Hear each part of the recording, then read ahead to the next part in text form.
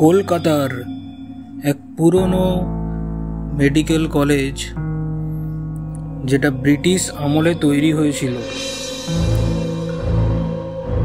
তো কলকাতার এই পুরনো মেডিকেল কলেজে একটা হোস্টেল আছে, যেটা এখনো অবধি হন্টেড জায়গা, এবং এখানে অনেক এর আগে ভৌতিক ঘটনা ঘটেছিল। এই হোস্টেলেই একটি মেয়ে মেডিকেল স্টুডেন্ট সুইসাইড করেছিল। তো আজকে এটা নিয়েই একটি ঘটনা আমি তোমাদের বলতে চলেছি, যেটা কলকাতার মেডিকেল কলেজের এক হোস্টেলের ঘটনা। তো কলকাতার মেডিকেল কলেজ এটা ব্রিটিশ আমলে তৈরি। তো হঠাৎ করেই একদিন সিদ্ধান্ত নেওয়া হয়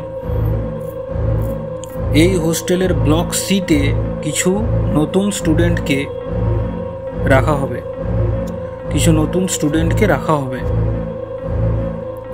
আর সেখান থেকেই শুরু হয় এক ভয়ঙ্কর অভিজ্ঞতার।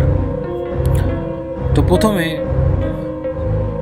4টে স্টুডেন্ট, সৌরভ, সৌনক, রানা এবং সুমন্ত, এই 4জন নতুন ইন্টার্ন,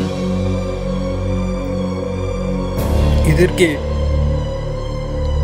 কলেজের প্রথম দিনেই জানানো হয় যে এরা হোস্টেলের ব্লক সিতে থাকবে, কারণ ব্লক এ আর ব্লক বি এই ব্লক দুটো ভর্তি হয়ে গিয়েছিল স্টুডেন্টে, তাই আর কোনো জায়গা ছিল না। তাই জন্য ব্লক সিতে এই স্টুডেন্টগুলোকে রাখা হবে সাময়িক সময়ের জন্য, অল্প সময়ের জন্য এদেরকে রাখা হবে। এই ব্লক সি ভয়ঙ্কর একটা হন্টেড জায়গা মেডিকেল কলেজের। যেহেতু আগেই বললাম এখানে একজন ছাত্রী আত্মহত্যা করেছিল, সুইসাইড হয়েছিল। তো ক্যান্টিনের পাশেই এই ব্লক সিটা, পুরো ক্যান্টিনের পাশেই। তো এখানে ক্যান্টিনে বসে থাকলেই এই ব্লক থেকে হালকা হালকা ফিসফাস একটা আওয়াজ আসে কানে। বিশেষ করে ব্লক সিতে রুম নাম্বার 313। তো সবাই মিলে ব্যাগ গুছিয়ে সৌরভ, সৌনক, রানা এবং সুমন্ত, এই 4জন স্টুডেন্ট ব্লক সিতে চলে যায়। ভাঙাচোরা সিঁড়ি, করিডোরে যেন ধুলো জমা হয়ে আছে, আর যেন এক অস্পষ্ট গন্ধ। তবে ভিতরে গিয়ে সবাই অবাক হয়ে যায়। রুমগুলো যেন একবারে পরিষ্কার করা, আলমারি, খাট এগুলো সব ঠিকঠাক। শুধু একটা রুম বন্ধ, যেটা হচ্ছে রুম নাম্বার 313। এই রুমটা লক হয়ে আছে, এটা খোলার অনুমতি কিন্তু কারণ নেই। প্রথম দুদিন সবই ঠিকঠাক চলে। ইন্টার্নের যে ডক্টরদের ডিউটি করতে হয়, সেই ডিউটি, কেস স্টাডি এবং হোস্টেল ফিরে এসে গেম খেলা, গল্প করা বন্ধুদের সাথে, সবই নর্মালভাবে চলতে থাকে। কিন্তু তৃতীয় রাতে, 3 নম্বর রাতে, হঠাৎ করে একজন বন্ধু রানার ঘুম ভেঙে গেল। সে উঠে বলে, রুম নাম্বার 313 থেকে যেন একটা কান্নার আওয়াজ ভেঙে আসছে। তখন প্রায় রাত 2টো বাজে। বাদ বাকি 3জন বন্ধু বলে, না রে, তুই স্বপ্ন দেখছিস, ঘুমিয়ে পড়। আবার পরের দিন রাতে এই একই আওয়াজ। এবার সৌরভ বলে যে ছেলেটা ছিল, আর একটা বন্ধু, সৌরভ কানে শুনতে পেল কেউ যেন আস্তে আস্তে কাঁদছে রুম নাম্বার 313-তে। রাত 3টের সময় এই আওয়াজটা হচ্ছে, আর ফিসফিস করে বলছে, আমায় ফেরাও, আমাকে ফিরিয়ে নিয়ে যাও।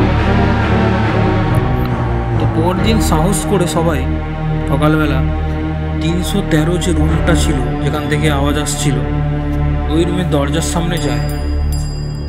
দরজাতে কিন্তু তালা ঝুলছে। এবার ভিতর থেকে, ওই রুম নাম্বার 313-র ভেতর থেকে যেন একটা খসখসে আওয়াজ ভেসে আসছে। রানা বলে, চল তো রুমটা খুলে দেখি। সৌরভ বলে, না, সমস্যা হবে, কলেজ অথরিটির অনুমতি লাগবে, না হলে খোলা যাবে না। কিন্তু সেই রাতে এক অদ্ভুত ঘটনা ঘটে। সৌনক বলে যে বন্ধুটা ছিল, তার মুখে পুরো যেন মনে হচ্ছে নখের দাগ কেউ যেন আঁচড়ে দিয়েছে, অথচ সে ঘরেই ছিল। এবার এদের মধ্যে সুমন্ত বলে যে ছেলেটা ছিল, সুমন্ত রাত 2টোর সময় হঠাৎ করে দেখা যায় সে করিডোরে, মানে ওই ব্লক সি যে হোস্টেলটা ছিল, ওই হোস্টেলের করিডোরে যেন অসাড়ভাবে যেন একটা হাঁটতে থাকছে। আর তাকে ধরে সবাই মিলে আনলো, এবং আনার পরই যেন সে মাথা ঘুরিয়ে যেন পড়ে গেল, এবং বলছে যে রিয়া আমাকে ছাড়বে না, রিয়া আমাকে মেরে ফেলবে। সবাই জিজ্ঞাসা করলো যে রিয়া কে, কে রিয়া? এবার যখন জ্ঞান ফিরল সুমন্তর, তখন সুমন্ত বলছে, আমি তো এগুলো কিছু জানি না, আমার কিছুই মনে নেই। এবার সেই দিন সন্ধ্যে থেকে রাত হলো। রাত হওয়ার পর রুম নাম্বার 313-র যে দরজা যেন টিপ টিপ করে আওয়াজ করে যেন নড়তে থাকছে। জানলায় যেন কেউ ঠকঠক করে শব্দ করছে। এগুলো কিন্তু সত্যিকারেরই ঘটনা। আজও মেডিকেল কলেজের এই ব্লক সি হোস্টেলটা খুবই হন্টেড হোস্টেল, কাউকে রাখা হয় না। এই রাতেই সৌরভ দেখতে পায় কেউ যেন করিডোরে দাঁড়িয়ে আছে সাদা রঙের গাউন পরে এবং লম্বা লম্বা চুল। বলছে, এটাই কি রিয়া? তার নামটা কিন্তু কেউ জানে না।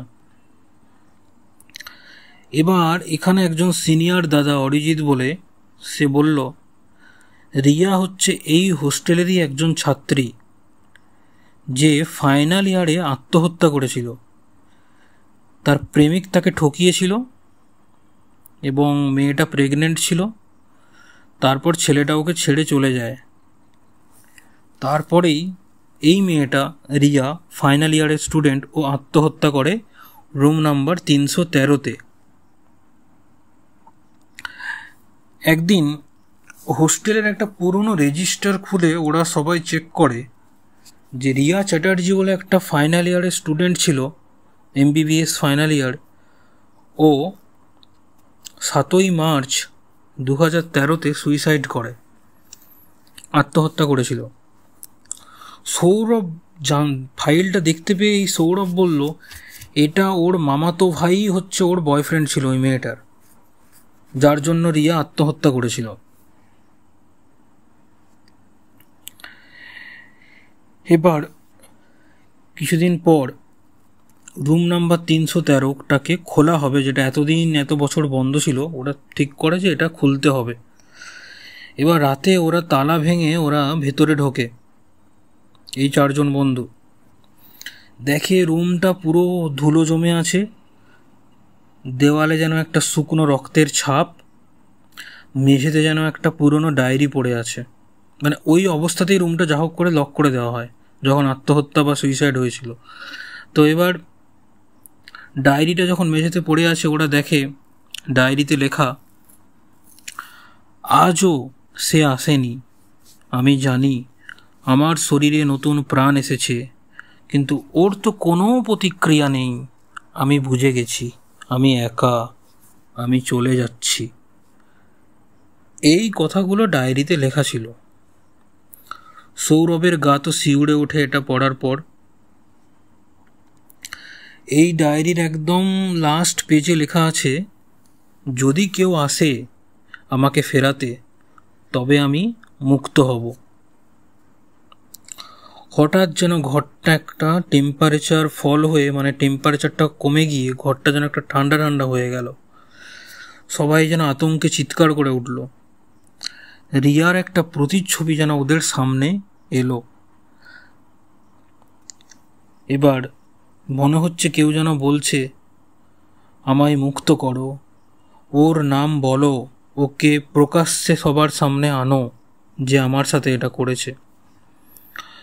সৌরভ কাঁপতে কাঁপতে তখন ভয়ে বলে, হ্যাঁ রিয়া, ওটা আমারই মামাতো ভাই অভিষেক, যে তোকে ছেড়ে চলে গিয়েছিল, ও ভুল করেছে। সঙ্গে সঙ্গে রিয়ার প্রতিচ্ছবিটা যেন বাতাসে মিলিয়ে যায়। সেদিন থেকে আর রাতে কান্নার আওয়াজ আর শোনা যেত না। রুম নাম্বার 313টা আবার বন্ধ করে দেওয়া হয়। সৌরভ ভাবে, সত্যি করেই কি রিয়াকে মুক্তি দেওয়া হয়েছে? কিন্তু কয়েকদিন পর আবার নতুন ব্যাচ আসে। আবার একটা নবীন ছাত্র, মানে নতুন একটা স্টুডেন্ট বলে, ভাই তুমি কি জানো, রুম নাম্বার 313তে একটা মেয়ে জানলা দিয়ে তাকায়। সৌরভ থমকে যায়। এক রাতে সৌরভ আবার হাঁটতে হাঁটতে ব্লক সিতে যায়। রুম নাম্বার 313-র সামনে দাঁড়িয়ে থাকে। হঠাৎ যেন জানলা খুলে যায়। ভেতর থেকে কেউ যেন বলে, তুমি কোথায় রেখেছ আমার সন্তানকে? সৌরভ দেখল, মনে হলো জানলার ধারে বসে কোনো মেয়ে তার পেটে হাত বোলাচ্ছে। সৌরভ কাঁপতে কাঁপতে পেছনে ফিরল। মনে হলো রিয়া যেন এখনও আছে এই রুম নাম্বার 313-তে, নিজের হারিয়ে যাওয়া শিশুর অপেক্ষায়। তো এটা মেডিকেল কলেজের, কলকাতা মেডিকেল কলেজের ব্লক সিতে এই হোস্টেলটা আছে, রুম নাম্বার 313। এই রুমটা খুবই হন্টেড একটা রুম। এই রুমে আজও অবধি এই রুমটা লক করে রাখা হয়েছে, কারণ এই রুমেই একজন ছাত্রী সুইসাইড করেছিল। তো এরকম অনেক সত্যিকারের ঘটনা অনেক মেডিকেল কলেজের হোস্টেলে ঘটে থাকে, এবং অনেক এরকম মেডিকেল কলেজের হোস্টেলে আছে যেগুলোর রুম এখনও অবধি খোলা হয়নি। অনেক মেডিকেল স্টুডেন্ট আত্মহত্যা করেছিল, সেই রুমগুলো এখনও লক করা হয়ে পড়ে আছে। তো সেই রুমগুলোতে কেউ কাউকে দেওয়াও হয় না ভয়ে, কারণ সেগুলো খুবই হন্টেড, এবং এটা একদম সত্যিকারের একটা অরিজিনাল ঘটনা। যদি কেউ মেডিকেল কলেজে যাও, তার এই ব্লক সির রুম নাম্বার 313-তে সবাই ঘুরে আসতে পারো। রুমটা আজও অবধি লক করা হয়ে রাখা আছে। সবাই চ্যানেলটাকে সাবস্ক্রাইব করো। আরও সত্যিকারের অরিজিনাল ঘটনা, ভৌতিক ঘটনা, থ্রিলার ঘটনা আমি তোমাদের সামনে তুলে ধরব। নমস্কার।